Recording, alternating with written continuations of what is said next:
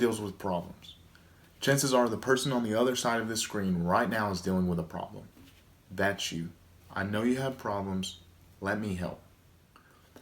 Some problems are a snowball rolling down a snowy hill. The longer it travels, the longer it carries on, it grows bigger and bigger. If it's not dealt with, it will keep growing and keep growing. Some problems seem to be of the utmost importance to you, but to others they are actually quite petty, and vice versa. Does this make me look fat?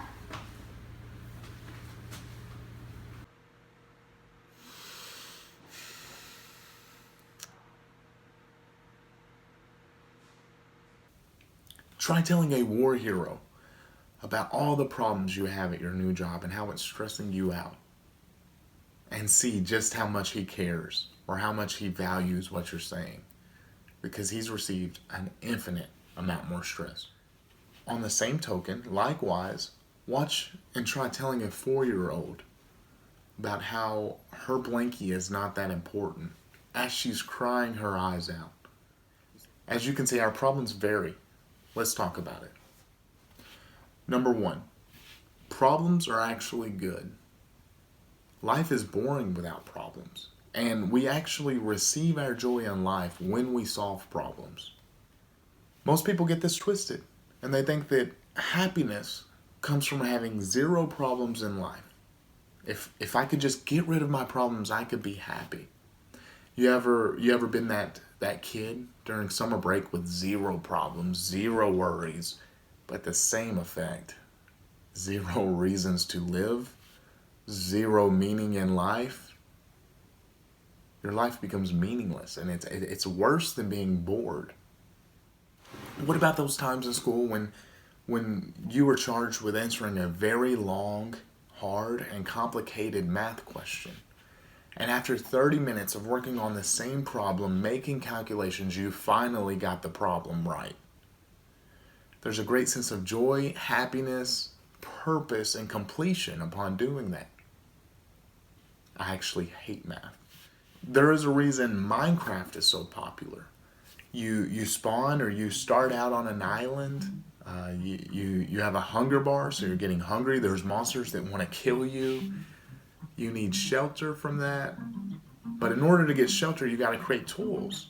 And then after your tools, you gotta mine stone, or you gotta cut wood to build your house, to build your shelter, to get away from what's trying to kill you. Then you gotta drink water and you gotta eat food. And when you're doing this, it feels so good because you're solving problems. But the moment you got it all made in Minecraft, that's when it starts getting boring. And you gotta create another problem to solve. But people love it. Kids and adults, all ages, they love Minecraft. Your problems are good. Accept that. Number 2, most people don't filter their problems.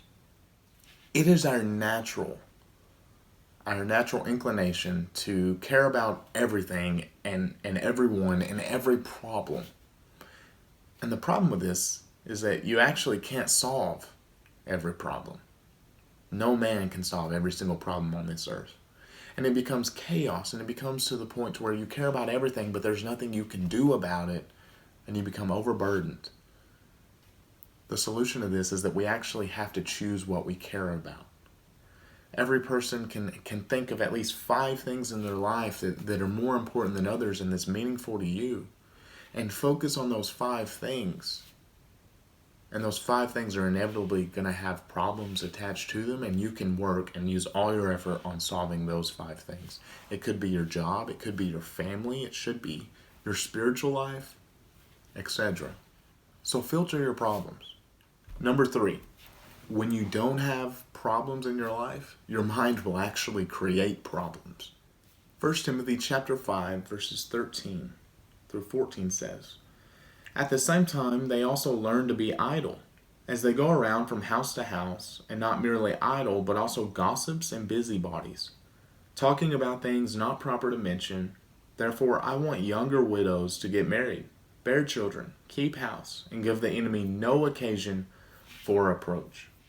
When we have an idle mind, we're going to create problems. Think about that 70-year-old lady who walks into Walmart and she's spending like an hour fussing with the cashier about coupons. And it's one thing if this lady needs the coupons to buy food, but she doesn't. She has plenty of money. But in her life, coupons are number one. She doesn't have a whole lot of problems. She's at the end of her life. So coupons, they mean everything to her. But to you, you're like, what in the world? Think about the crazy girlfriend who gets upset after 30 minutes of her boyfriend not texting back. In her mind, 30 minutes is long enough for him to cheat on her. But the reality is he's just playing basketball with his friends.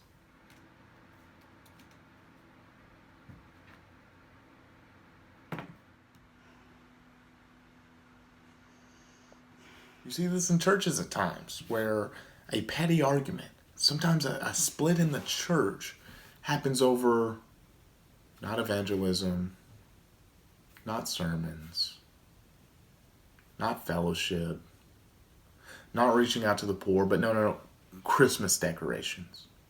Yes, Christmas decorations sometimes causes churches to split up. This shouldn't be.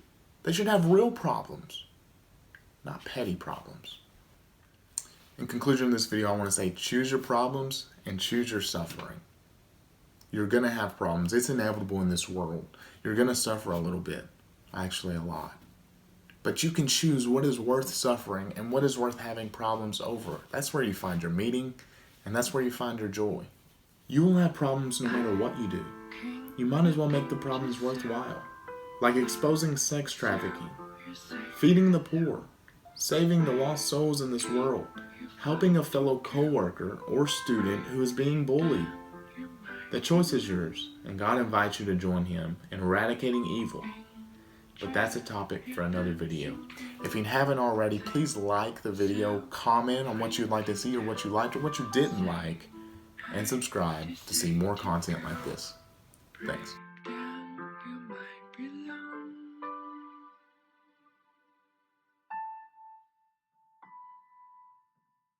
And you know you seem to go.